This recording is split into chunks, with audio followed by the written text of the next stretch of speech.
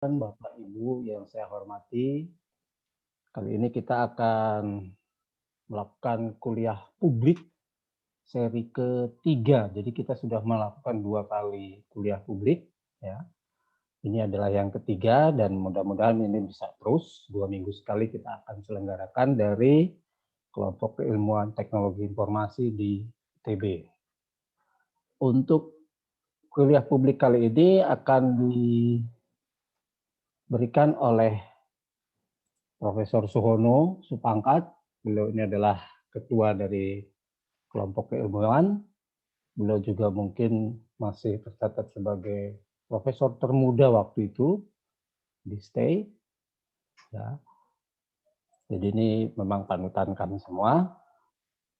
Moga-moga materi yang disajikan ini bermanfaat bagi semua pihak. Karena saya lihat di sini pesertanya banyak sekali. Mungkin ada dari mahasiswa, ada dari para praktisi, ada dari para peneliti, bahkan dari birokrat juga kelihatannya ada beberapa yang ikut serta di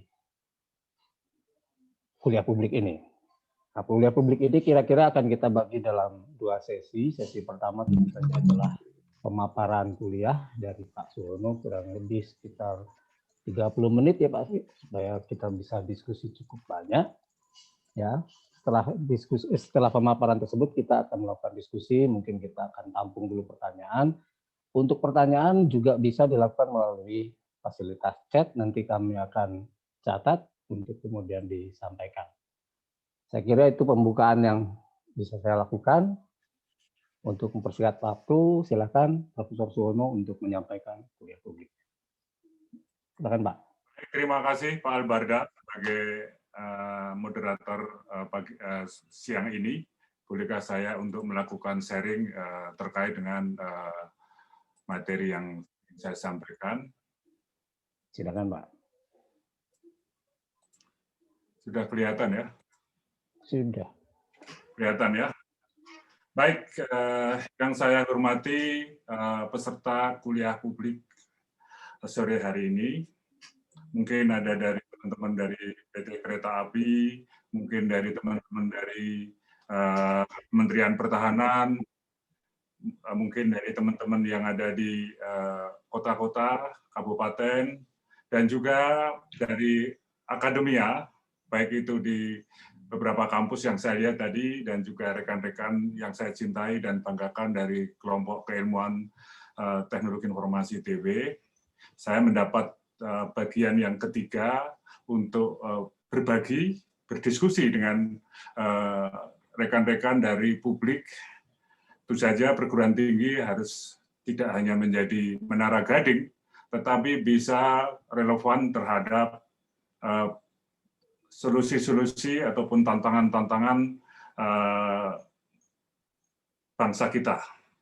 Nah, saya mengambil topik yang terkait dengan peningkatan kualitas hidup ataupun quality of life, di mana teknologi informasi dan komunikasi menjadi salah satu bagian yang bisa berkontribusi untuk peningkatan kualitas hidup. Nanti saya akan bagi dari beberapa hal terkait dengan pengelolaan data. Data menjadi aset yang sangat penting di dalam kehidupan kita keseharian. Kemudian kita melihat berbagai persoalan terkait dengan problem di masyarakat kita, dan bagaimana teknologi informasi yang menuju kecerdasan. Kecerdasan atau mencerdaskan adalah salah satu dari tujuan Indonesia dibangun tahun 1945. Kesejahteraan sosial, keadilan, perdamaian, dan yang keempat adalah mencerdaskan kehidupan bangsa. Baru nanti kita lihat apa sih smart system itu, atau sistem cerdas, kemudian hal-hal yang berkaitan sebagai enabler, dan model-model yang pernah kami usulkan dengan rekan-rekan dari tim kami, dari baik itu di kelompok keilmuan teknologi maupun dari Pusat Inovasi Kota dan Komunitas Cerdas. Baik, saya akan mulai dengan suatu model dari suatu data. Nah, kita melihat info engineering model dari suatu data. ujung-ujungnya kita itu hidup karena kita berdasarkan atau akan baik jika kita mempunyai suatu data yang benar, data yang tepat, data yang baik.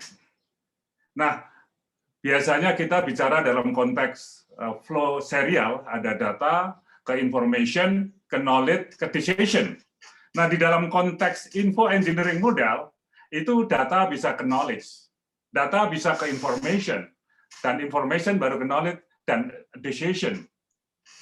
Nah, dalam konteks ini banyak hal-hal yang menjadi konsiderasi keilmuan, baik itu dalam bidang teknik komputasi maupun dalam bidang teknik elektro dan bahkan sampai kepada yang berkaitan dengan citation science.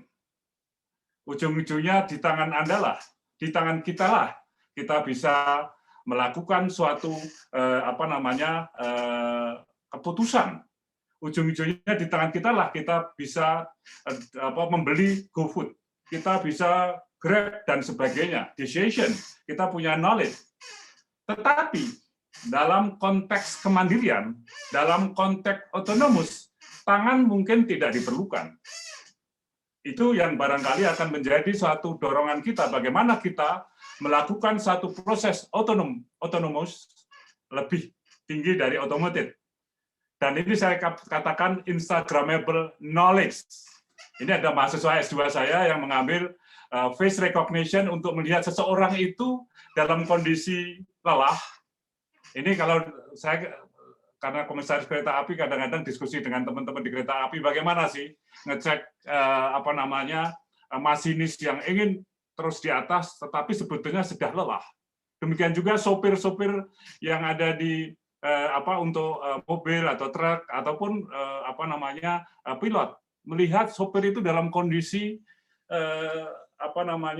lelah ataupun mabuk ataupun tidak bahagia. Nah, itu yang barangkali menjadi suatu tantangan-tantangan bidang keilmuan baru ataupun kontribusi baru yang saya sebut sebagai Instagramable knowledge. Ini saya ambil Instagramable knowledge karena saya diskusi dengan teman saya dengan dari MIT, kita kerjasama untuk Instagramable City. Instagramable dalam kondisi kota itu dalam kondisi bahaya, dalam kondisi bencana, kemudian bangunan-bangunan itu seperti apa? Kami sedang melakukan riset bersama teman-teman dari MIT untuk mengetahui bagaimana mereduksi risiko terhadap bencana. Nah, teman-teman saya sedang akan ke Majene di Sulawesi, tetapi perizinan ini ada masalah karena masalah COVID dan tidak bisa masuk. Tetapi pada intinya flow data, information sampai decision. Decision tidak mesti harus manusia juga. Itu yang nanti disebut sebagai human and machine interaction. Bagaimana kemampuan yang dilakukan oleh manusia dipindahkan ke mesin. Ada kelebihan, ada kekurangan. Nah, ini ada disebut nanti ada degree of autonomous yang fully machine ke fully people atau human ke fully manusia mesin. Nah, ini salah satu contoh saya itu dengan Pak Dekan, Pak Wakil Rektor dulu yang Pak Pak Profesor Jaka Sembiring itu 15 tahun yang lalu kita presentasi di sidang kabinet. Waktu itu kita mengenai observasi, orientasi, keputusan, dan tindakan. Kita mengusulkan supaya decision dari suatu pemerintah, decision dari pimpinan itu cepat, akurat. Maka ada data. Bagaimana how to get the data. Fakta-fakta kondisi nyata, informasi luar, interaksi dengan lingkungan, itu merupakan observasi pemantauan yang menjadi bagian yang tadi disebut sebagai data acquisition. Yang kedua adalah bagaimana orientasi yang kita sebut nanti di dalam ilmu berikutnya adalah understanding.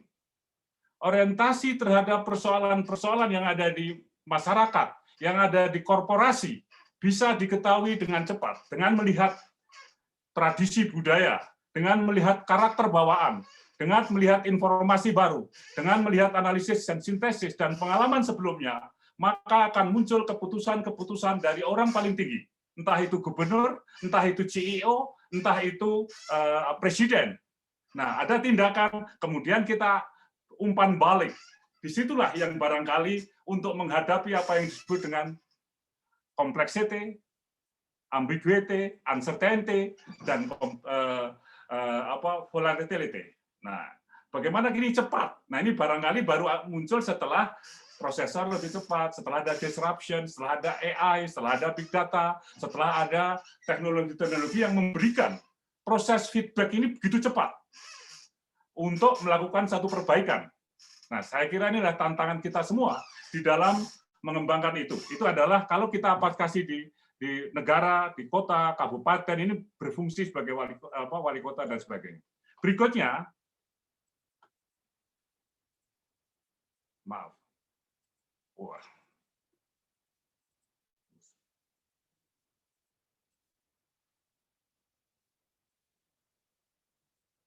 Nah, berikutnya ini kan kebetulan ada teman-teman dari kereta api.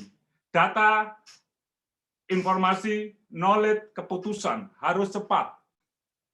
Nah, ini salah satu yang sedang dikerjakan tim kami, melakukan satu proses predictive maintenance. Memahami kereta itu, rel kereta itu dalam kondisi sehat apa tidak. Memahami jembatan dalam kondisi sehat apa tidak. Nah, bagaimana kita memahami bahwa operasional akan jalan dengan baik? Nah, disitulah konsep apa yang disebut dengan data diolah menjadi informasi, menjadi satu pengetahuan, sehingga kita ambil keputusan bahwa itu dalam kondisi yang tidak sehat, dalam kondisi yang sehat. Demikian juga penumpang. Bagaimana kita melihat tren dari penumpang dalam kondisi COVID atau dalam kondisi tidak normal? Bagaimana membatasi? Bagaimana ini kita ujung-ujungnya adalah bagaimana data menjadi satu bagian penting yang kita olah, kita kemas, kita hitung, kita pelajari menjadi bagian pembelajaran kita untuk menentukan hal-hal yang memberikan manfaat buat korporasi atau buat organisasi. Berikutnya di tentara ataupun di pertahanan. Kebetulan saya ini juga dapat amanah di Kementerian Pertahanan. Ada yang disebut dengan command and control, communication, computer, cyber defense, intelligence, surveillance, and reconnaissance. Nah, bagaimana data itu kita olah secara cerdas. Nah, PR-nya adalah sekarang bagaimana secara cerdas. Command center yang ada di kota, command center yang ada di kabupaten, itu saya lihat sampai tahun 2016-17 masih monitoring, adalah melihat saja data, ada informasi, so what, kan gitu ya. Nah, bagaimana itu kita kembangkan menjadi sesuatu yang ini. Baik. Nah, sekarang kita kembali kepada problem-problem yang ada di masyarakat kita. Urbanisasi menjadi satu hal yang sangat menjadi tantangan, bahkan menjadi satu agenda-agenda yang harus kita selesaikan. Jumlah penduduk yang sudah di atas 50% atau mendekati 60% telah membuat kenikmatan yang ada di kota itu terganggu. Kemacetan, dan sebagainya. Ada polusi, ada kedisiplinan di dalam lalu lintas, macet, dan sebagainya. Saya kira ini menjadi suatu tantangan sebelum COVID. Nah, alhamdulillah COVID ini telah membuat orang terdistribusi. Mestinya begitu. Nah, saya kira ini adalah sesuatu yang sangat perlu kita lihat. Oke. Nah, kompleksiti society kita itu kalau kita lihat sebagai merah, sebagai problem, sampai dengan waktu time series, maka problem itu menjadi meningkat karena jumlah penduduk yang semakin tinggi di perkotaan. Nah, sekarang ada problem baru, COVID. Nah, kalau kita menggunakan cara-cara konvensional, maka gap-nya semakin tinggi. Maka muncullah ide-ide apa yang disebut dengan smartification atau digital transformation. Ini kita mencari solusi-solusi untuk melakukan satu tackle challenges kepada cities, pada communities, climate and energy, law and security, education and learning, social diversity and equality, healthcare and mobility, well-being and poverty. Nah, inilah yang barangkali menjadi tantangan untuk mengurangi gap antara problem dan conventional way dan keterbatasan-keterbatasan yang ada di dalam menangani persoalan-persoalan society. Society bisa kota, bisa kabupaten, bisa kampus, bisa korporasi, dan sebagainya. Inilah yang disebut dengan smartization dan digital transformation. Ini kadang-kadang orang mengatakan sebagai bagian dari digital transformation. Nah, pada intinya, kita harus memahami what description dari persoalan yang kita hadapi, kemudian why diagnosis sampai terjadi, kemudian what will happen. Nah, ini predictive analytic. What should we do? Prescription. Nah, inilah yang menjadi bagian kami menyebut sebagai smart system approach dari sensing, understanding, and acting. Yang paling susah sekarang sensing. Saya bekerja sama dengan teman-teman dari MIT, mereka mempunyai lab malahan, Sensible City Lab. AI dan itu adalah ilmu generik, tapi the problem is how to get the data. Teman-teman saya di MIT kalau di Paris di mana itu menggunakan sensor-sensor yang bisa doable untuk mendapatkan data. Nah, data itu menjadi satu bagian penting di dalam mengelola korporasi, dalam mengelola organisasi, dan sebagainya. Sensing. Ada mahasiswa saya juga saya ajak riset tentang predictive analytics. Pak, saya hanya di data analitiknya saja, Pak. Nggak bisa, kalau data analitik banyak yang bisa. Tapi yang problem is how to get the data. Bagaimana teknologi penginderaan, bagaimana teknologi mendapatkan data. Nah, maka muncul Sensibility City Lab, itu teman-teman di MIT saya. Kemudian ada namanya citizen science. Bagaimana melibatkan masyarakat untuk mendapatkan data. Mahasiswa saya S3 salah satunya sedang mengembangkan citizen science, sehingga kita mendapatkan data. Kalau contohnya clue atau sorot mendapatkan data dari masyarakat, kemudian memanfaatkan masyarakat, bagaimana memberikan insentif kepada masyarakat, sehingga bisa memberikan satu data-data kepada otoritas ataupun yang memberikan servis terhadap persoalan atau solusi-solusi kota. Inilah yang barangkali menjadi satu yang sangat menarik di dalam konteks inilah, sensing, understanding, and acting. Nah, saya diskusi dengan teman saya, ini sudah profesor senior lah, Profesor Kojima. What is a smartization? What is a smartization? Dia khusus memberikan ini pada saat saya mengadakan workshop. Beliau kerjasama dengan Sekolah Business and Management, tapi kita punya kerjasama dengan SBM dan TIT. Ini adalah Profesor TIT. Smart value, smart teknis. Nah, ini ada membedakan bahwa orang hidup itu perlu 4 hal yang menjadi satu dasar. Bahwa saya hidup perlu secure, saya hidup perlu safe, termasuk kesehatan, saya hidup perlu credibility, saya hidup perlu reliability. Itu adalah basic value terhadap manusia. Sekarang kita terganggu di dalam masalah kesehatan terhadap COVID. Nah, ini kita mau apapun juga akan sulit. Nah, bagaimana kita meningkatkan atau menjaga agar teknik-teknik dari smart ini memberikan kontribusi, baik itu di basic value maupun di smart value.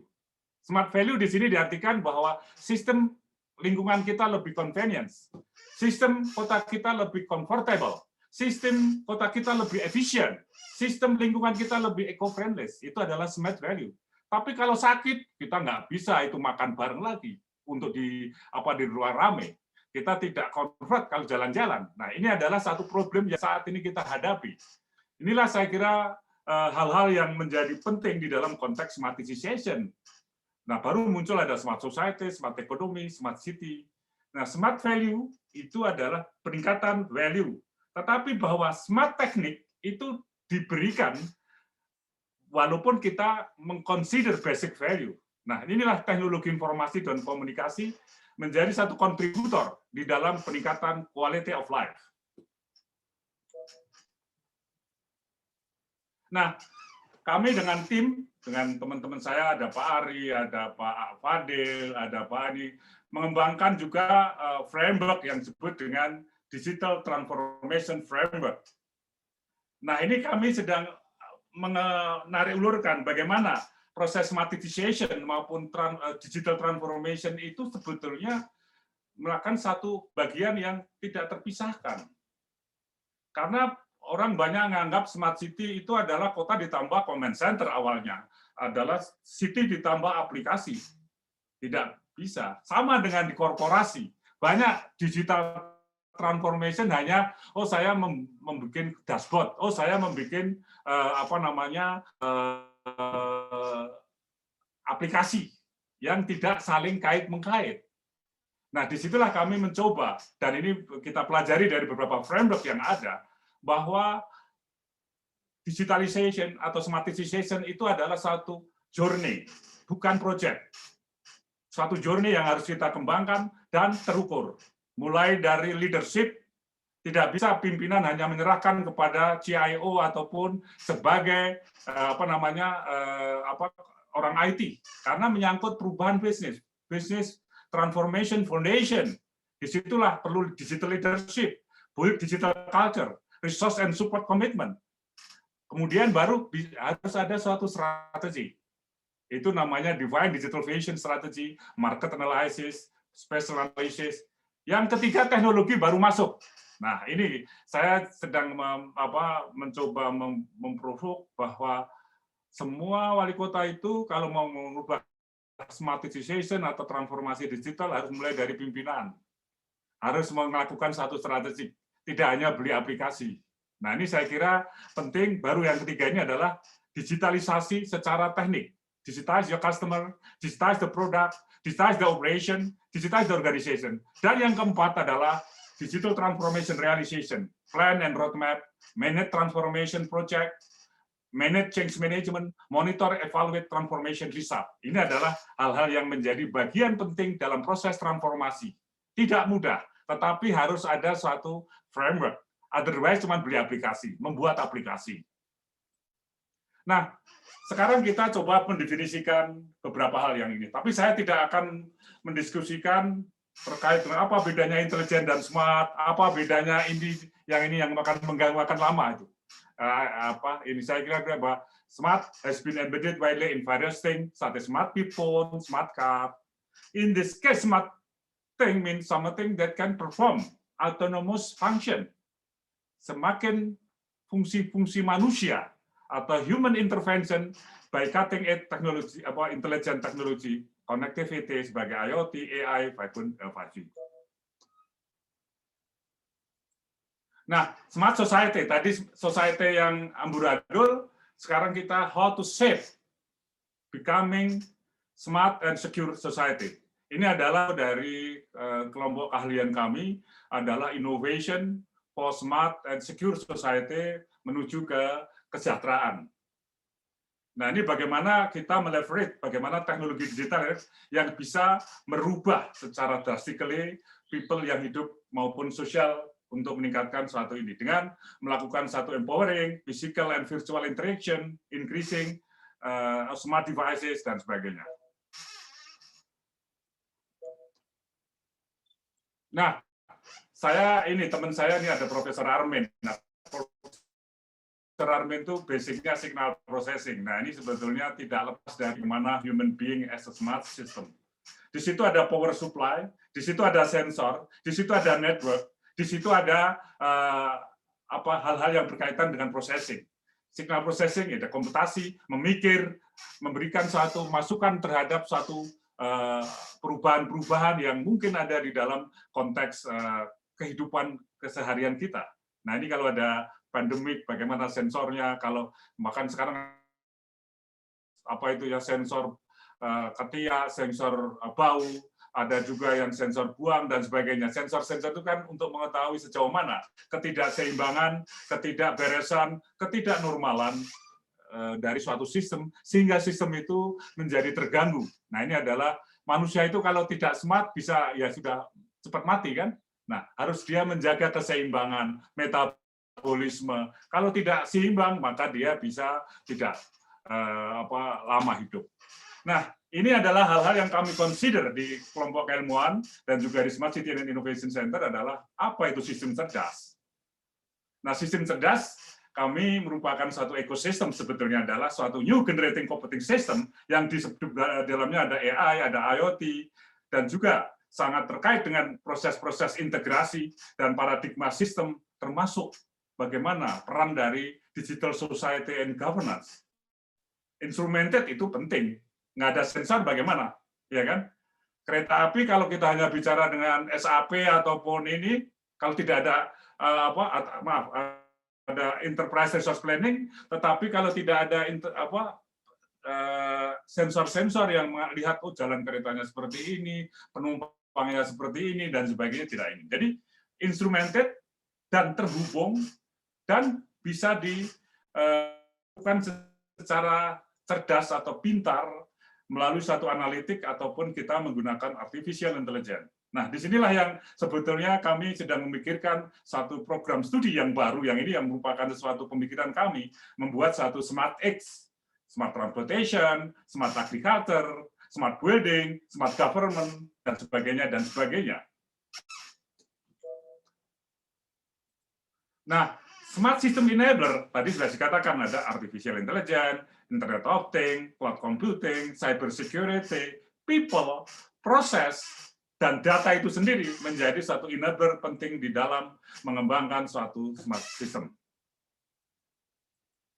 Nah, ini journey dari human only to machine only. Degree dari kemandirian seseorang ataupun suatu sistem, atau kita ada driverless society, driverless car, driverless autonomous car, ada driverless restoran, ada driverless office. Bukan robot untuk itu, tetapi dia adalah merupakan satu journey dari situ.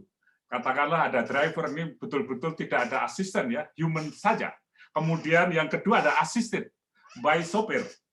Partially automated. Nah, ini ada sopir tapi sudah partially automated.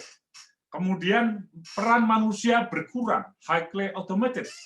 Kemudian fully automated, dan yang terakhir adalah autonomous. Ini yang barangkali menjadi satu tantangan di dalam autonomous system atau sistem cerdas, bagaimana kita bisa merubah dari suatu sistem yang human only ke dalam machine, human machine. Ini sebetulnya ada satu slide yang menarik. Bagaimana kita menghubungkan human computer interaction. Tantangan-tantangan yang terkait dengan driverless ini cukup panjang, termasuk etika, regulasi, dan keselamatan, dan sebagainya. Pasti ini akan menjadi satu tantangan ke depan. Baik, saya menambahkan ini saya kebetulan juga bagian dari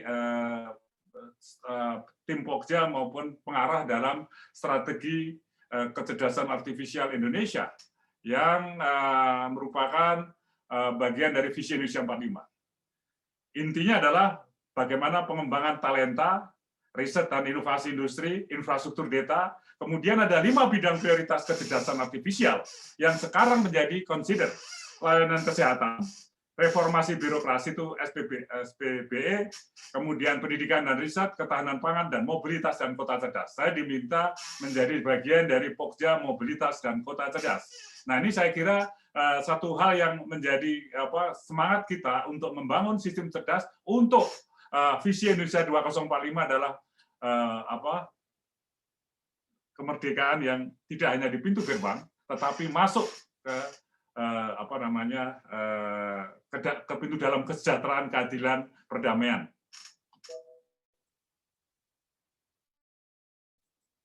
Baik, ini saya kembali lagi ada smart system evaluation.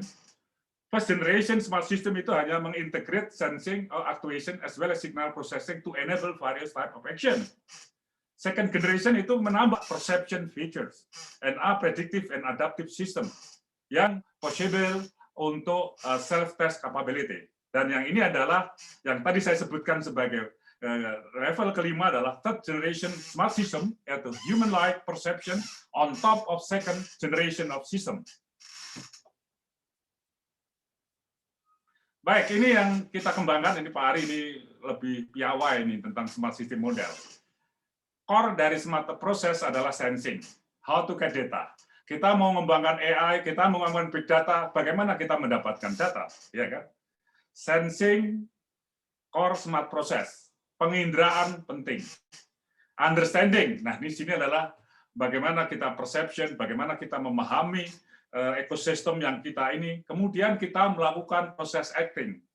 Itu di tentara, itu di korporasi, itu di organisasi yang lain. Nah ini target terkait dengan integrated, secure, sustain, and very efficient. Ini yang penting. Enabler-nya ujung-ujungnya adalah how to improve the quality of life. How to improve the quality of life. Ini adalah model yang menjadi topik kuliah publik hari ini adalah bagaimana sistem cerdas meningkatkan quality of life. Ini PR kita. Nah, kami Living Lab ITB telah mengembangkan Smart Egg Model. Smart Egg Model itu kita pahami sebagai salah satu model yang dikembangkan dari, kalau bapak-bapak, ibu-ibu melihat dari Smart City model yang pilar-pilar yang ada 6 lingkaran, yang ada smart economy, smart society, smart environment, smart people, dan satu lagi smart governance, kami lebih detailkan lagi bahwa di situ ada yang disebut dengan sumber daya, ada yang disebut sebagai enabler, ada yang disebut sebagai service domain. Ini akan bisa kita kembangkan smart campus model, smart mobility model, smart hospital model, smart education model, dan sebagainya, dan sebagainya. Nah, di situ nanti akan kita lihat sejauh mana potensi-potensi yang ada di kota, ataupun di korporasi, ataupun di ada komunitas, dan sebagainya, bisa dikembangkan.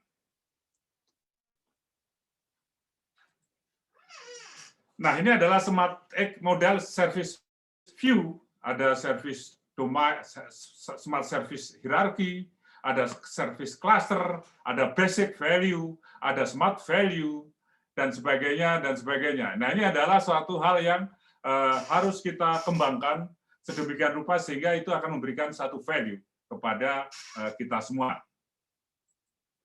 Nah, ini tadi di cerita juga ada, kita sudah ada bergerak ke Society 5.0 atau Industri 4.0, Cyber Physical System, tapi kalau Jepang lebih senang dengan istilah society, Super Smart Society. Nah, ini adalah jualannya Jepang dengan Society 5.0. Dia dengan hunting society, agrarian society, industrial society, information society, super smart society.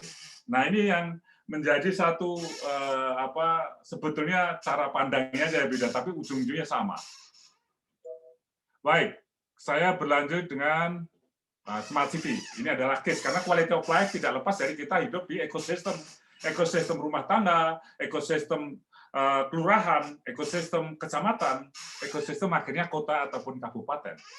Nah, smart city ini sudah panjang, tetapi cara membangun, cara pendekatannya beda-beda, dan cara pandangnya juga ini. Nah, saya juga perlu kita sampaikan, saya orang elektro dan informatika. Kalau bicara kota, awalnya adalah teman-teman dari perencana wilayah kota, kan, dan use, supaya ada added value untuk ekonomi maupun untuk sosial dan sebagainya. Nah, kemudian ada rancang kota, teman-teman dari arsitek dan juga planologi. Nah, yang ketiga tentu saja infrastructure and innovation. Bagaimana kota itu mempunyai satu dinamika. Kita memahami, mensensing memasang sensor-sensor sehingga kita mengetahui, membaca, Iqra lah kalau orang teman-teman dari Islam, Iqra, tabayun, dan bertindak.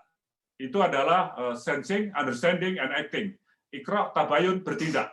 Nah ini kan sesuatu ini. Nah, coba kita adalah mencoba mendefinisikan bahwa Smart City adalah kota yang bisa men-utilize semua resource secara efisien, efektif, dengan menggunakan solusi cerdas dan infrastruktur yang cukup, sehingga kita bisa meningkatkan quality of life, peningkatan kualitas hidup, kualitas untuk pendidikan, kualitas untuk kesehatan, kualitas untuk perdagangan, dan sebagainya.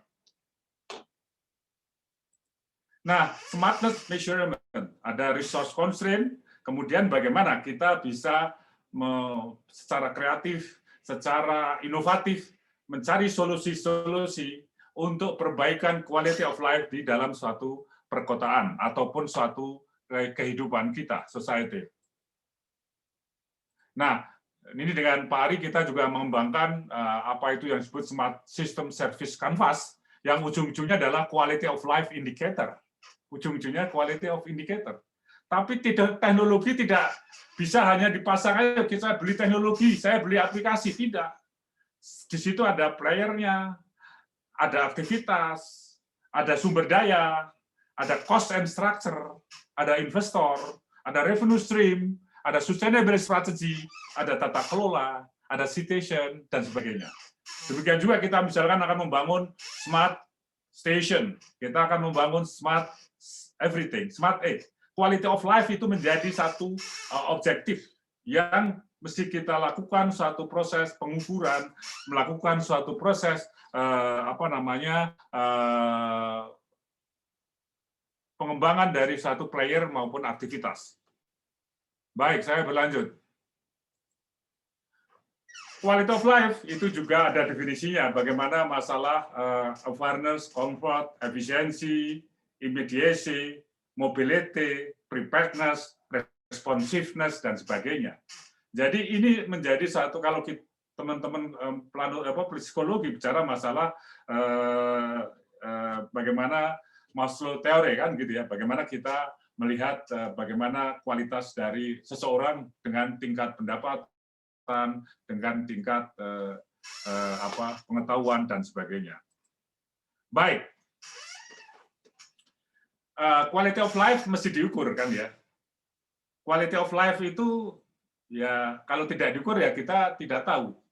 Tadi saya sebutkan, saya sedang melakukan penelitian dengan teman-teman mahasiswa saya tentang bagaimana mengukur kebahagiaan dari kita melihat wajahnya. Itu ada yang nanti barangkali bisa kita perlihatkan juga. Bagaimana kita melihat karyawan kita dalam kondisi bahagia atau tidak. Bagaimana kita melihat kondisi perkampungan kita sedang baik apa tidak. Nah, inilah yang menjadi bagian kami melakukan satu proses yang disebut dengan living lab. Nah, kami mengembangkan namanya Integrated Smart System Platform, di mana itu ada sensing, ada proses understanding, di situ pasti ada data analitik, ada big data, ada AI, ada ini kata gabungan dalam Integrated Smart System Platform, sehingga kita bisa melihat bahwa apa yang menjadi dinamika di kota, dinamika yang ada di kampus, dinamika yang ada di rumah sakit, dinamika yang ada di macam-macam, itu diketahui. Nah, kalau ilmu dasarnya tadi saya tambahkan ada situational awareness. Bagaimana aware terhadap yang berkaitan dengan persoalan-persoalan yang ada di sekeliling kita. Nah, ini salah satu sistem cerdas yang kita bangun di kelompok ilmuwan maupun di Smart City Innovation Center. Bagaimana kita bergerak dengan cepat menggunakan data-data yang lebih akurat. Nah, ini Smart City Society Development kita dengan menggunakan satu living lab, laboratorium kehidupan kita. Bagaimana kita mengukur, ini yang sedang kita diskusikan dengan beberapa kota, kota mandiri ataupun kota ini untuk mengembangkan bagaimana living lab, sehingga ujung-ujungnya adalah kita bisa mengukur sejauh mana quality of life dari suatu komunitas. Membangun kota cerdas tidak mudah. Wali kota dengan wakil wali kota, mungkin satu partai politik, mungkin beda, dinas-dinasnya, dan sebagainya. Belum masyarakat, belum industrinya, dan sebagainya. Nah, perlu dikembangkan Living Lab untuk melihat satu kawasan kecil. Kalau berhasil, dengan melihat bagaimana sih peran manusianya, peran budayanya, peran ininya, yang kita bisa duplicate ke Living Lab, ke ruang kecamatan-kecamatan yang lain. Nah, ini adalah Living Lab itu sebagai pengukuran sejauh mana quality of life itu meningkat dengan adanya intervensi dari teknologi, intervensi dari kebijakan, intervensi dari tata kelola yang lain. Nah, di situ yang barangkali bisa kita kembangkan menjadi satu bagian bagaimana sistem yang cerdas bisa meningkatkan quality of life. Nah, masalah dan tantangan tadi smart society, saya bilang smart society adalah implementasinya parsial dari segi tergantung wali kotanya, tergantung pimpinannya, kesesuaian konsep smart city yang diterapkan dalam kondisi kota, skop implementasi yang terlalu luas, terlalu berfokus pada pengembangan teknologi, tidak atau melupakan tata kelola dan perubahan mindset manusia untuk menjadi lebih minimnya, untuk lebih baik dan minimnya evaluasi. Nggak ada itu. Yang penting saya sudah meresmikan comment center. Yang penting saya sudah meresmikan aplikasi. Tapi tidak dievaluasi. Ada satu kota dulu yang menerapkan panic button. Wah, aplikasinya siap. 3 bulan kita resmikan ya. Ya diresmikan, tetapi siapa yang menggunakan, siapa yang menjalankan, tata kelolanya bagaimana, dan sebagainya. Dibutuhkan implementasi yang terukur dan berkelanjutan, serta suatu kampus yang dijadikan percontohan ini yang menjadi suatu bagian dari yang kami consider. Nah, disinilah bagaimana mencapai suatu tujuan objektif yang ditentukan. Ya, kita ada teknologi tadi, infrastructure information related teknologi, transform, enabling, people dan sumber daya, tata kelola atau governance. Ini adalah menjadi satu ekosistem apa yang disebut dengan co-creation. Nah, ini menjadi bagian yang tidak mudah, tetapi saya tetap semangat mengembangkan Living Lab ini untuk dengan teman-teman lah gitu ya. Nah, metode pelaksanaan itu saja ada perencanaan, pengukuran awal existing, implementasi atau intervensi untuk pengukuran dampak, pengembangan layanan, pengembangan kebijakan dan regulasi dan sebagainya. Ada role model, ada penegakan enforcement. Nah, ini contoh misalkan di kota-kota, ini salah satu contoh di Bandung ini bagaimana orang parkir aja sembarangan seperti ini. Ini kan bukan teknologi, tetapi adalah people. Mau melakukan satu proses parkir yang baik. Kemudian bagaimana dengan crossing path yang seperti ini. Kemudian juga para pedagang dengan sembarangan di tempat seperti ini. Kemudian crossing ini, kemudian ada tackling paving, kemudian banyak persoalan-persoalan sederhana yang harus kita lakukan untuk mengembangkan suatu quality of life. Nah, bagaimana teknologi melakukan satu proses intervensi? Mengetahui daerah mana yang tidak ada anomali, ada mana di lokasi mana yang ada warga yang tidak patuh, itu anomali kan? Mana warga yang parkir sembarangan, dan sebagainya. Itu menjadi satu yang penting sekali, sehingga kita bisa mengembangkan kota menjadi sesuatu yang cerdas. Cerdas bukan karena aplikasinya, tapi manusianya juga ini.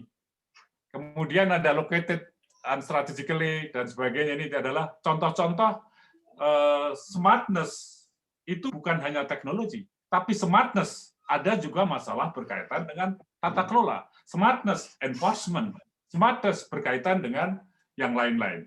Ini saya percepat ya, waktunya sudah hampir ini. Ini contoh-contoh saya kebetulan bermain juga di smart farming, bagaimana bisa mengetahui kondisi nutrisi, kondisi temperatur dari jarak jauh. Kalau itu sudah hal yang biasa ya. Kemudian smart logistik juga bisa menjadi suatu bagian yang tak terpisahkan ke depan terkait dengan penggunaan smart system, sistem cerdas, di mana sensing, understanding, acting, atau observasi, orientasi, keputusan, dan tindakan bisa lebih cepat. Nah, ini bagaimana battlefield management system Kemudian ada ini hal yang kami lakukan, bagaimana mengembangkan integrated smart system platform dengan adanya driving lab, kemudian interface, sentiment analysis, ini penggunaan macam-macam. Kemudian juga bagaimana pengembangan traffic management system, face recognition, license plate management dan sebagainya. Ini ada contoh video analytic VTI untuk traffic management system, customized application dan sebagainya. Dan ini yang sedang dikerjakan teman saya Pak Fadil dan kawan-kawan untuk melakukan satu pemantauan dan pemeliharaan jalan dengan sistem cerdas. Bagaimana kita meletakkan sensing yang tepat sehingga kita mengetahui kondisi jalan di Jawa Barat. Ini masih dalam tahap 1. Bagaimana dengan menggunakan sensor yang tepat, kemudian kita melakukan satu proses yang tepat sehingga kita memberitahu pada stakeholder, mana-mana yang jalan yang sedang dalam kondisi bahaya, mana-mana yang perlu dibangun, mana-mana kemacetan, maka kita membangun jalan-jalan baru, dan sebagainya. Ini saya kira menjadi hal yang sangat menarik. Nah, ini saya terakhir aja ya, happiness ini salah satu mahasiswa saya, mengembangkan happiness level dengan bekerja sama dengan menggunakan teori psycho-evolutionary. Bagaimana seseorang itu dalam kondisi bahagia atau dalam kondisi capek dan sebagainya. Ini saudara ini mahasiswa S2 saya. Ini dalam kondisi bahagia, terus sedih dan sebagainya. Saya pikir juga sudah banyak aplikasinya. Tetapi bagaimana kalau sopir lelah atau mabuk atau ataupun masinis sedang dalam kondisi capek dan sebagainya yang tidak bisa ini. Saya kira sudah 45 menit nih waktunya, belum jadi ada 15 menit untuk tanya jawab. Saya kembalikan kepada Pak Moderator. Ya, Pak, terima kasih. Saya kira sangat menarik ya, ini pembahasan yang sangat komprehensif untuk peningkatan kualitas hidup ya menggunakan smart system. Jadi saya kira penjelasannya sebetulnya sudah sangat komprehensif, tetapi tentu saja banyak yang ingin bertanya atau ingin mendalami lebih dalam, ya. Kita buka sesi pertanyaan mungkin. Untuk tahap pertama silakan bisa menyalakan mic-nya, kalau tidak ditulis di chat-nya. Nanti kita tampung dan kemudian mungkin untuk sesi pertama 3 pertanyaan maksimal mungkin. Silakan kalau ada.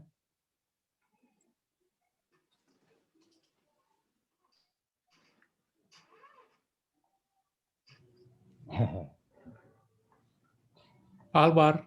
Ya, silakan Pak Armen. Terima kasih Prof. Sono, menarik sekali ya.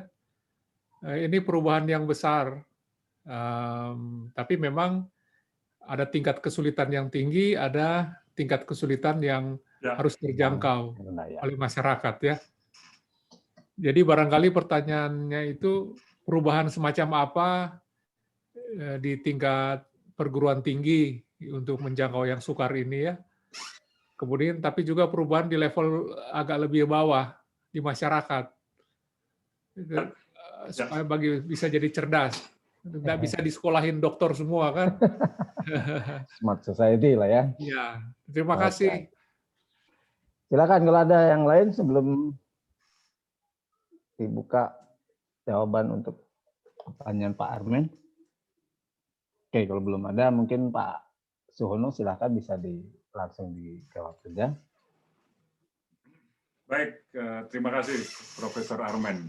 Saya kira memang pertanyaan ini menjadi suatu hal yang cukup sering kita hadapi. Ini suatu perubahan yang besar, tetapi memang ini amanah dari Undang-Undang 1945 bagaimana kita mencerdaskan kehidupan bangsa. Mencerdaskan kehidupan bangsa itu adalah mencerdaskan kehidupan manusia, mencerdaskan kehidupan lingkungan kita. Nah, kampus mempunyai satu tugas untuk mencerdaskan kehidupan manusia. Tetapi kampus bisa mempunyai satu peran bahwa dia sekarang ada kampus Merdeka.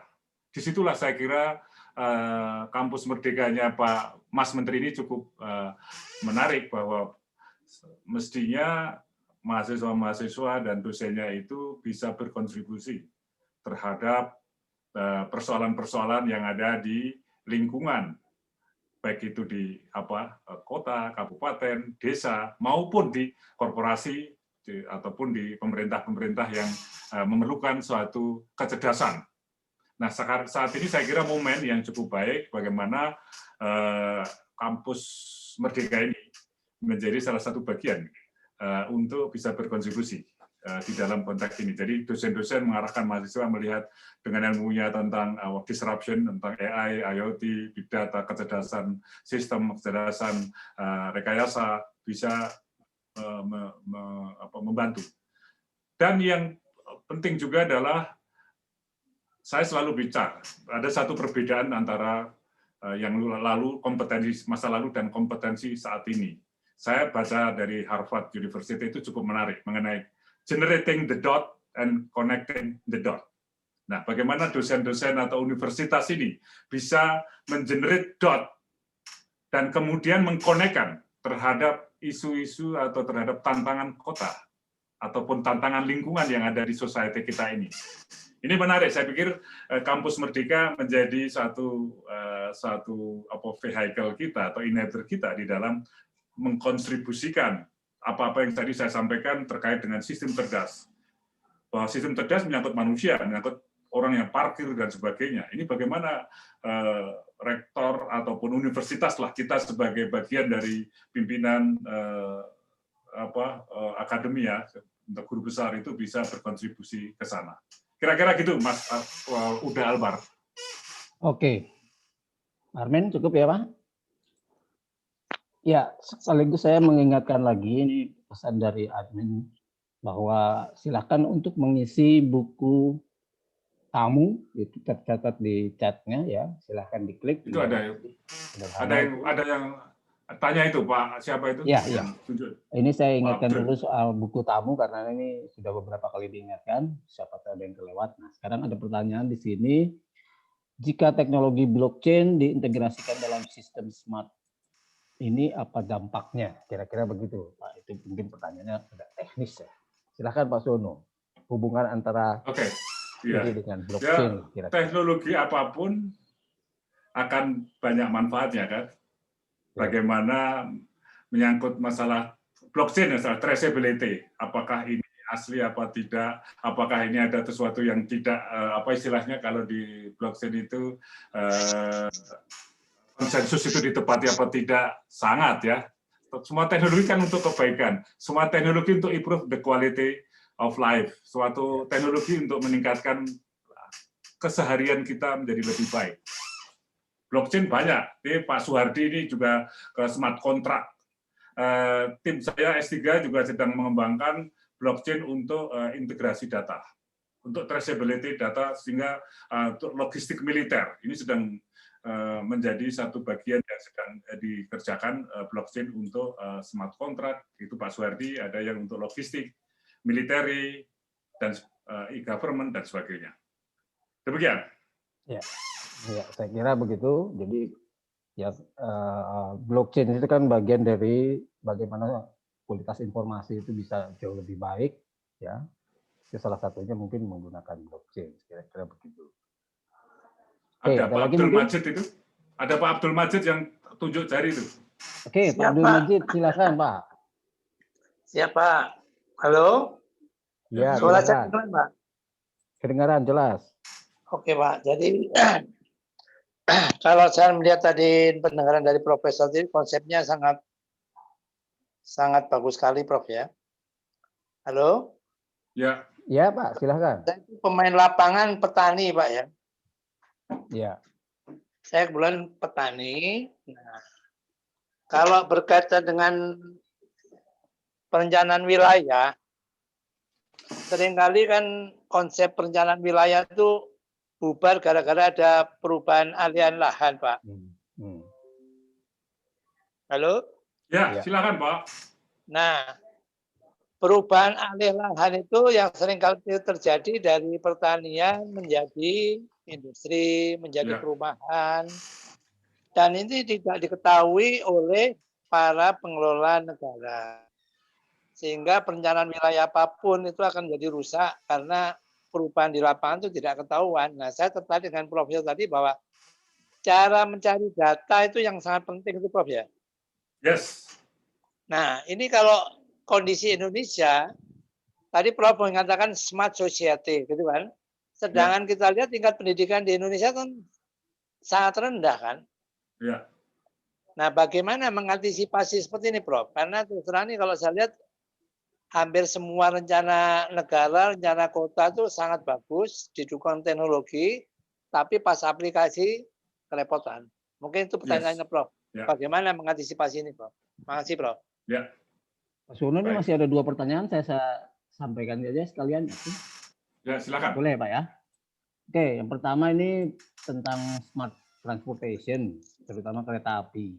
Sudah diterapkan apa saja di transportasi kereta api, juga smart system diterapkan yang di hal yang lain ya. Ya, ya. Kemudian yang kedua adalah bagaimana mengubah mindset leader yang tidak siap menerapkan smart system. Itu pertanyaan kedua dari Mas Pang ya. Ya, ada lagi satu ya, Siva. Ya, jadi ada 3 Pak pertanyaannya dengan Pak Abdul Majid. Baik, terima kasih Pak Abdul Majid dari apa ini, dari Sumatera, Indonesia. Saya teknik industri Pak, Sukabumi Pak. Oh, Sukabumi. Wah, iya. Ya. Baik, terima kasih sama Pak Abdul Majid yang baik, juga ada Pak Fanji, juga ada apa namanya Mbak Atika. Nah, pertama terkait dengan antara teori dan praktek atau perencanaan dan implementasi eksekusi. Nah, ini memang perlu stamina. Saya lihat memang perencanaan bagus, tetapi begitu pelaksanaan ini ada banyak hal yang menjadi tantangan, Pak. Apakah karena anggarannya terbatas sampai perencanaan? Nah, kemampuan eksekusi yang lemah, atau memang tidak ada amunisi sehingga sampai di situ. Nah, ini kan dengan penduduk 270 juta dan kemudian keterbatasan dana, tetapi memang itu justru smartness pimpinan untuk bisa plan, do, check, and act. Jadi sebetulnya saya ada slide, tapi saya tidak bisa bacakan bagaimana plan, do, check, and act sesuai dengan tata kelola yang ada. Memang akan muncul sensor-sensornya mana itu kita membuat data untuk pertanian dan sebagainya itu kan masih sangat lemah. Memang ujung-ujungnya how to get the data, kemudian data itu diproses untuk keputusan-keputusan sesuai dengan kondisi yang ada. Ya. Kemudian pertanyaan Mbak Atika mengenai smart transportation, ya memang smart mobility dan sebagainya. Tentu saja kalau saya sebagai orang KAI, ya kita terus berusaha untuk mendigitalisasi dan ada teman-teman saya yang juga sedang bantu, ada Pak Ari Ahmad Arman, ada teman dari SBM, bagaimana kita mengimprove dari suatu kondisi saat ini ke dunia. Nah, banyak memang kelemahan-kelemahan di dalam digitalisasi, tidak melihat secara komprehensif, melihatnya hanya aplikasi. Nah, ini yang sedang kami coba kembangkan sedemikian rupa sehingga yang bergerak adalah korporasi dan merupakan satu proses transformasi sedemikian rupa sehingga memberikan satu benefit. Nah, integrasi, kolaborasi menjadi ini. Nah, kalau di kereta api kan sudah 10 tahun, 13 tahun lalu kita ada mulai dari tiketing. Nah, tiketing itu merupakan satu revolusi kereta api pada waktu itu, yang tidak bertiket menjadi bertiket, yang tidak clear menjadi clear. Nah, sekarang masih banyak bagaimana smartness dari data pelanggan itu bisa dinaikkan. Kemudian juga railway, kemudian mengenai gerbong maupun lokomotif, bagaimana digital predictive maintenance, dan juga hal-hal berkaitan dengan keselamatan. Tantangan di railway, saya kira ini cukup lumayan, dan saya menjadi satu bagian yang terus berusaha ikut membantu di sana. Kemudian bagaimana merubah leadership, ya harus ada belajar dan semua orang harus terus. Saya kira Pak Fanki yang terus melakukan kegiatan-kegiatan untuk pemberdayaan masyarakat itu terus. Nah, ini adalah bagian dari kita mencoba mengajak masyarakat untuk sama-sama mengingatkan kepada semua stakeholder, termasuk pimpinan, wali kota, bupati, para leader untuk bisa bersama-sama membangun kualitas hidup kita. Masih ada lagi? Kira-kira gitu. Ada tuh, ada yang Rise Prop Latifat. Ya, silakan Mbak. Halo Silakan, Mbak. Bapak, Ya, selamat siang. Iya Mbak. Izin ya. Bapak, kalau misalnya untuk smart education nih Pak, kira-kira apa sih yang menjadi tantangan saat ini untuk dikembangkan? Nah, sedangkan gitu, dari yang kita lihat sekarang untuk smart education ini, salah satunya adalah bentuk pendekatan blended learning gitu Pak. Nah, kadang dalam implementasinya tuh kan kita lebih banyak di dunia maya. Nah, kira-kira gimana sih Pak biar kita tuh tetap bisa merasakan sesuatu yang impact-nya tuh nyata gitu buat dunia pendidikan itu sendiri. Terima kasih Pak. Ya. Cukup jelas Mas Sono? Ini silakan. Ini ada satu pertanyaan langsung lagi atau Pak. ada tambahan lagi? Ada pertanyaan lagi Pak. Bagaimana Silakan. cara mengevaluasi yang baik untuk menentukan apakah teknologi smart system yang kita terapkan sudah tepat guna atau belum? Jadi cara evaluasinya mungkin yang ditanyakan. Ya. Oke, 2 pertanyaan Pak. Oke. Baik, ada 2 ya. Mungkin yang satu smart education tadi. Yang kedua tadi dulu Pak. Ya, yang pertama saya jawab untuk mengenai mengevaluasi ya pasti plan, do, check, and act itu selalu bahwa semua proses itu tadi saya katakan di dalam OOKT, observasi, orientasi, keputusan dan tindakan itu ada closed loop-nya. Bahwa intervensi manusia barangkali kurang, intervensi manusia barangkali berlebihan, intervensi teknologi barangkali cukup, intervensi teknologi barangkali kurang. Nah, di dalam diagram observasi, orientasi, keputusan, dan tindakan yang ada closed loop, ataupun di dalam konteks-konteks sensing, understanding, dan acting, itu selalu ada closed loop. Sehingga kita bisa melihat ada abuse of technology atau kekurangan teknologi, itu bisa kita lihat. Makanya ada living lab. Bagaimana kita di living lab itu bisa mengecek bahwa teknologi yang kita pasang itu hanya dashboard atau memang membantu untuk membuat parkir itu lebih baik, untuk membuat sistem PKL itu menjadi lebih baik. Bagaimana law enforcement menggunakan teknologi. Yang Mbak Rob Laitullah Milah terkait education, ini education memang tidak unik. Berbagai macam metode, ini teman saya mestinya Pak Yosep yang bisa menjawab lebih detail tentang smart education. Nah, ini perangkatnya berbagai macam, kemampuan akses berbagai macam, gurunya berbagai macam, muridnya berbagai macam. Nah, ini saya kira multi resolution solution ini ya.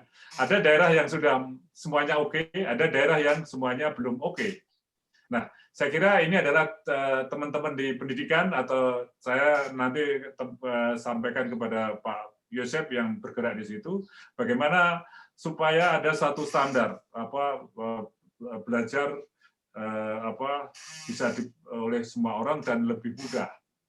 Teknologi mungkin sama, tetapi aksesnya mungkin berbeda. Kemudian kemampuan daya serap, kemampuan transformasikan ilmu mungkin bisa beda-beda. Ini juga satu tantangan tersendiri. Ini kalau di KK Teknologi Informasi yang bergerak adalah Pak Yosep Rusmansah. Mudah-mudahan segera dapat profesor tahun ini. Jadi profesor dalam bidang teknologi pendidikan. Ya, saya kira cukup jelas Pak ya. Jadi asesmennya dulu ya memang harus diinikan untuk education itu karena mungkin masih berbeda-beda setiap daerah setiap ini. Kemudian tadi untuk pertanyaan itu ya teknologi smart evaluasi ya mungkin ya tadi sudah dijelaskan juga bahwa itu harus closing loop. Kira-kira demikian. Mungkin ada lagi yang bertanya, silakan. Di sini belum ada pertanyaan baru di chatnya.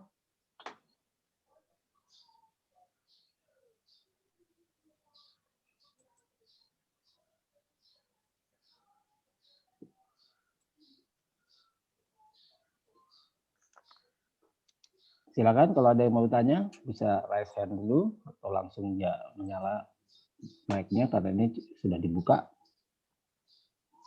Saya kira harusnya cukup banyak yang bisa ditanyakan ya, terutama dalam tahapan-tahapan pengembangan sistem mungkin ya yang bisa diklarifikasi lebih dalam. Silakan kalau ada. Izin bertanya lagi boleh? Oh boleh silakan. Gini loh, kan sekarang makin banyak gitu ya investasi yang bergerak, terutama di bidang-bidang AI. Nah, kira-kira nih Pak, kita nih selaku mahasiswa kadang banyak banget inovasi yang pengen kita lakuin gitu. Apa sih yang mesti kita lakuin baiknya? Karena kan udah banyak bertebaran inovasi yang ada. Nah, kita tuh kayak bergabung mereka untuk melanjutkannya agar lebih baik atau kita menggagas sesuatu yang baru sih Pak baiknya gitu.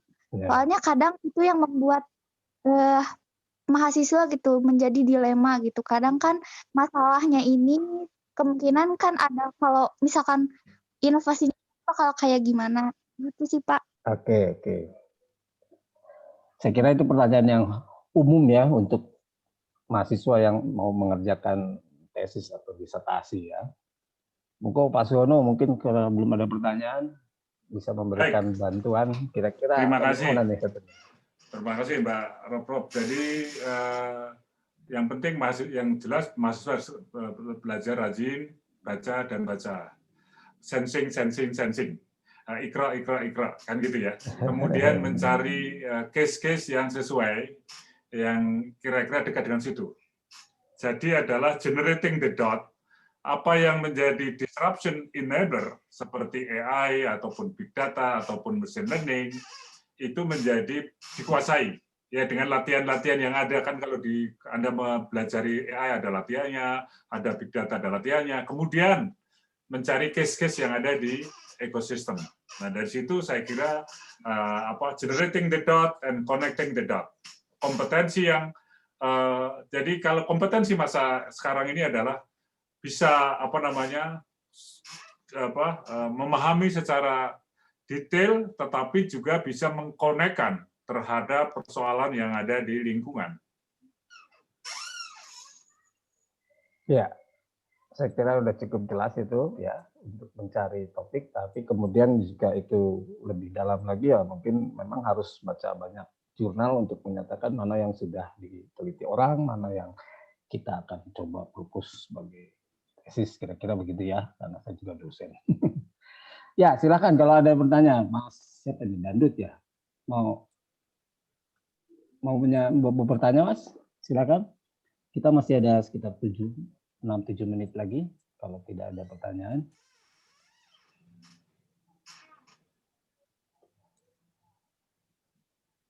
Mas Dadut, ini menyala videonya, apakah akan bertanya? Silakan. Mahasiswa yang lain juga boleh. Mas Abdul Majid, mau tanya lagi? Sudah Pak, terima kasih Pak. Oke. Ini sebetulnya harusnya bisa banyak pertanyaan, tetapi memang mungkin tidak bisa terjawab semua sekarang. Jikapun ada pertanyaan-pertanyaan yang tambahan yang mungkin belum disampaikan, bisa dituliskan nanti dalam chat untuk kita kompilasi, nanti bisa dijawab di cara yang lain. Ada satu pertanyaan Pak. Bagaimana mempersiapkan talenta di berbagai Pemda yang sangat bervariasi tingkatannya menuju smart society? Mempersiapkan talenta untuk smart society. Mungkin itu pertanyaan Pak dari Agus Trihandoyo. Ya. Baik, talenta dan setiap Pemda itu tiap tahun kan ada anggaran pengembangan SDM lewat BKD ya, Badan Kepegawaian Daerah. Nah ini memang tepat sasaran dan sebagainya itu menjadi sesuatu yang penting. Nah banyak beasiswa ataupun pelatihan-pelatihan yang dilakukan oleh pemerintah pusat, entah itu Kominfo, entah itu kementerian-kementerian yang lain. Nah, saya kira itu bisa menjadi suatu bagian. Nah, saya usulkan pelatihan-pelatihan talenta bisa dihubungkan langsung untuk menyelesaikan persoalan. Jadi kalau saya lihat sekarang ini pelatihan IoT, pelatihan AI, pelatihan itu teori di online gitu ya, atau dulu juga ada ya. Tapi bagaimana sekarang ya ITB siap lah kalau saya dengan teman-teman menyiapkan untuk pelatihan kalau memang kita mencari case-case yang ada di daerahnya. Jadi langsung menyelesaikan persoalan. Misalkan kita untuk bicara masalah IoT untuk Pemkot gitu ya. Nah, Coba menarik, Pak. apa saja dengan IoT untuk parkir, IoT untuk apa? Ayo kita melakukan training dengan berbagai use case selama 6 bulan atau 7 bulan yang online, tetapi tetap melakukan satu medan merdeka belajarnya adalah menyelesaikan persoalan yang ada di Pemda itu, Pak. Pak Agus Trihandoyo dari kota mana atau dari provinsi? Nah, ini memang menarik dengan Living Lab. Jadi kita gabung, Pak. Living Lab di kota-kota atau kabupaten, kemudian nanti mungkin dari tim digital talenta ataupun talenta preparation bisa membantu atau berkolaborasi. Living Lab sekaligus itu merupakan bagian dari pengembangan talenta. Ya kan? Ya. Kalau ada kota-kota yang tertarik mengembangkan Living Lab sekaligus untuk pengembangan pendidikan, pelatihan untuk menyelesaikan persoalan-persoalan di kota-kota akan lebih baik gitu. Ya. Tidak hanya sekedar terpisah. Ya, jadi bukan hanya teori ya Pak ya, langsung kasus ya, kasus di bagi daerah mungkin bisa Boleh saya lanjut ya, Pak? Pak Majid, silakan. Ada yang mau ditanya? Ya, tadi saya tarik penjelasan dari Profesor Suwarno tadi, Pak. Ya. Jadi ada pelatihan praktik untuk menyelesaikan masalah, gitu, Pak ya. Ya, real case. Jadi nampaknya kalau kita ngomong Jawa Barat, Pak. Jadi kayak kemarin Pak Ridwan Kamil di sana 20 meter untuk orang-orang itu kan. Ya, ya. Nah, berarti menunjukkan bahwa antara ketersediaan tanah sama peminat itu nggak nyambung, gitu, Pak. Jadi tentunya, dan itu mungkin terjadi di berbagai kota. Jadi ada banyak potensi lahan-lahan, bahkan mungkin mendapatkan lahan tidur, Pak ya. Ya, ya. Nggak nyambung, dan karena informasinya nggak diketahui, sehingga si SDM potensial itu terpaksa harus dicari gitu loh. Nah tentunya di sini dengan idenya Profesor John tadi, bagaimana kita menampilkan lahan-lahan ini gitu loh, Prof. Ya, oke. Jadi kayak tadi Profesor mengatakan ada IoT, ada sensor dan sebagainya. Bagaimana kita memasang ini? Karena terus terang saya kemudian berkecimpung di petani Sukabumi, Prof ya. Ya. Itu di sana tuh sudah dipasang IoT tentang pengukuran debit air. Ya. Situ sudah dipasang, mungkin mereka sudah ngirim secara otomatis kayak masalah ketinggian air, sungai segala macam ini sudah ada. Nah, tentunya di sini karena kita tuh Indonesia masih masalah di pangan, rasanya IoT tentang lahan pangan itu mungkin perlu lebih dikembangkan, Prof. Oke. Mungkin itu yang saya komentari, Prof. Terima kasih, Prof. Oke. Ya. Ini ada yang angkat tangan, Mas Agus Nugraha, mungkin sekaligus saja pertanyaannya sebelum kita tutup nih. Mas Agus, silakan. Pak, masih ada waktu nih? Silakan. Masih, silakan. Pak Prof, tadi Bapak sampaikan menyinggung masalah logistik pertahanan, Pak ya? Ya. Kebetulan kan saya di dinas di Kementerian Pertahanan, Pak, dinasnya. Seperti apa itu Pak logistik pertahanan yang dibuat, Pak? Makasih, Pak. Oke, pertanyaannya? Pak, tentang logistik. Logistik pertahanan yang konsep yang Bapak buat itu, Pak. Oke, ya ini ada tentu saja logistik itu kan ujungnya adalah traceability dan kita mencari efisiensi terhadap ekosistem. Nah, kalau di pertahanan adalah keamanan terhadap logistik dari militer. Nanti kita bisa bicara langsung, Pak. Kebetulan saya sedang propose dengan mahasiswa S3 saya untuk penelitian naik blockchain untuk logistik militer. Nanti saya kirim agak rahasia sedikit karena penelitian, Pak. Nanti kirim aja Bapak di direktorat mana, Pak? Saya ada itu. Jadi pertahanan, Pak. Direktorat Jenderal Potensi Pertahanan. Ya, saya sesama orang Kemenhan, Pak. Saya kantor di KKIP, Pak. Tetangga, Pak ya. Iya. Ya udah, Pak. Kita empat saja, Pak ya. Kita bisa bicara lebih detail lagi apa yang dipakai untuk smart logistik untuk militer. Tentu saja ini menjadi salah satu bagian riset yang sedang kami propose ke LPIK. Ini mudah-mudahan minggu ini ada diputuskan sehingga kita bisa bersama-sama untuk melakukan satu pengembangan untuk militer logistik, karena penting banget logistik. Kalau diserang di situ nggak bisa dapat makan, nanti gimana Pak ya? Itu logistik, banyak makanan, entah kesehatan, entah itu peluru, entah macam-macam ya Pak. Itu harus dijaga. Nah, bagaimana kalau ketahuan oleh musuh? Kan gitu ya Pak, logistik Betul. ketahuan. Ya, itu menjadi konsiderasi. Sebetulnya ada mahasiswa S3 saya Asmi, ada nggak Asmi? Asmi supaya muncul, tolong jawab. Asmi ada nggak? Nanti Asmi, sambil ngopi aja silakan Pak. Asmi, ceritakan sedikit. Nggak ada mungkin, Pak. Ada tadi Asmi, ada atau pas lagi ketiduran? Halo. Oh ini ada. Prof. Ceritakan logistik yang sedang kita siap. Oh iya, jadi untuk logistik militer yang sedang dikembangkan. Halo, suara kedengaran? Jelas. Kedengaran. Oh ya, untuk logistik militer yang dikembangkan sekarang menggunakan teknologi berbasis blockchain, tapi juga menggabungkan teknologi IoT untuk enabler situational awareness yang tadi sempat dibahas sama Profesor Suwono. Jadi untuk mendukung aktivitas logistik, kita menggunakan sensor-sensor untuk mendeteksi lingkungan ya. Kemudian nanti untuk melindungi data yang data-data hasil pengamatan sensor itu kita menggunakan teknologi blockchain agar datanya itu terjaga integritasnya dan aman untuk dikonsumsi oleh jaringan. Gitu sih, Prof. Ya, Jadi konsep awalnya untuk situational awareness menggunakan IoT dan pengamanan datanya menggunakan blockchain.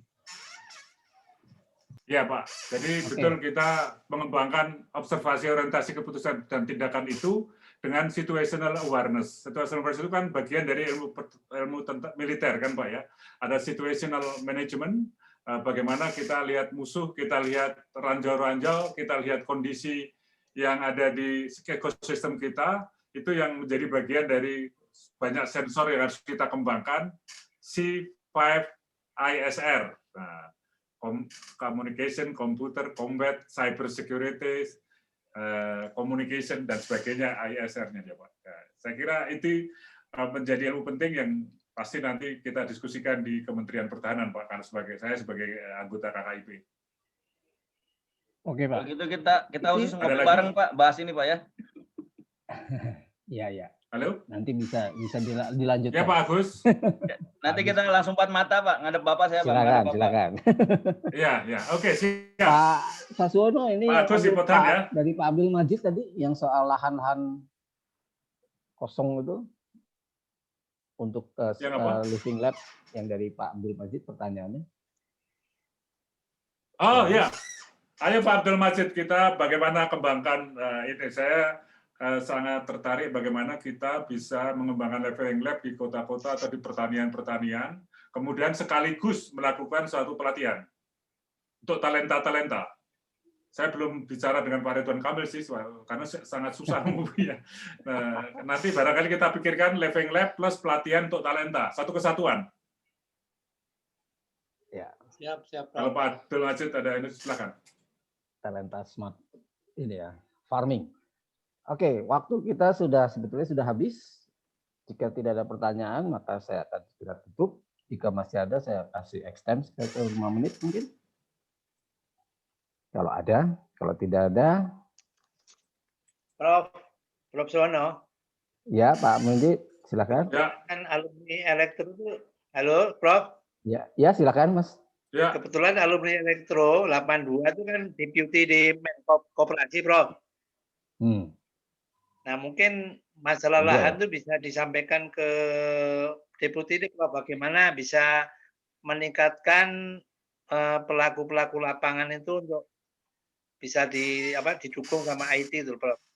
Oke. Nanti insya Allah kebetulan deputi itu kan teman saya seangkatan nih, Prof Edi Satria. Ya, tahu. Nah, itu kan kebetulan dia kan mengurusi masalah mikro, Prof. Nah, mikro pasti berkaitan dengan pertanian dan segala macam, Prof. Nah, mungkin bisa disupport ke beliau gitu, Prof. Ya, bilangin aja Pak. Nanti tolong bilang ke editorial untuk ayo kita gabung. Saya tahu. Saya kenal baik juga. Oke. Kalau mau dikembangkan, saya nanti gerakan dengan teman-teman di sini. Nanti ada Pak Albarda dan yang lain-lain. Silakan. Oke, silakan kalau masih ada. Rasanya mungkin sudah tidak ada. Pak Siono mungkin akan menutup. Oke, baik. Yang saya cintai teman-teman semuanya, saya terima kasih atas partisipasinya di dalam kuliah publik yang ketiga dari kelompok keilmuan teknologi informasi, sehingga mungkin ada manfaatnya.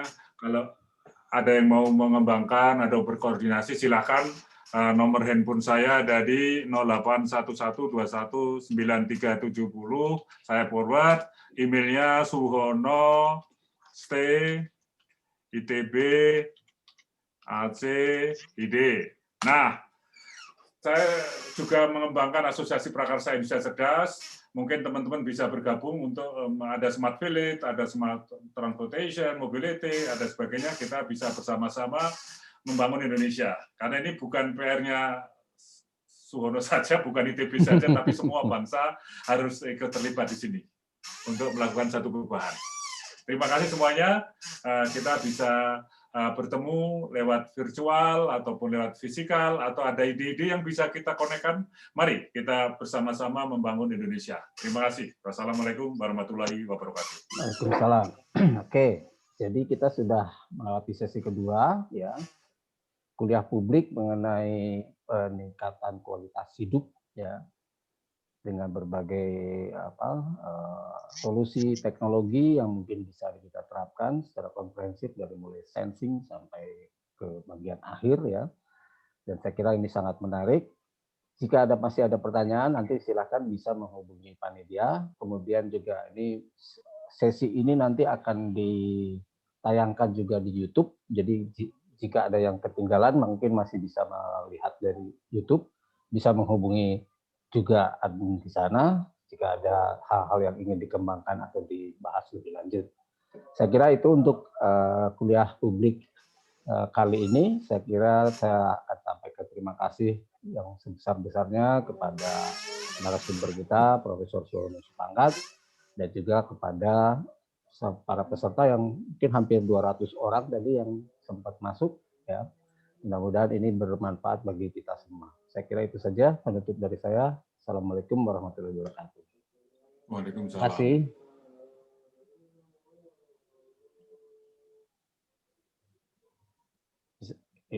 Ditutup saja ini. Ya, foto bareng nggak? Mas Zaki biasanya atau Bu Dini. Mau foto mestinya.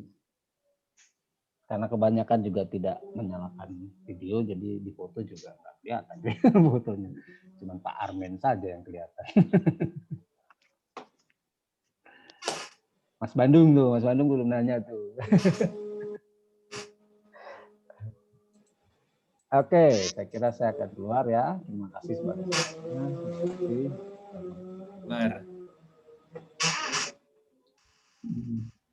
Jangan lupa isi buku tamu.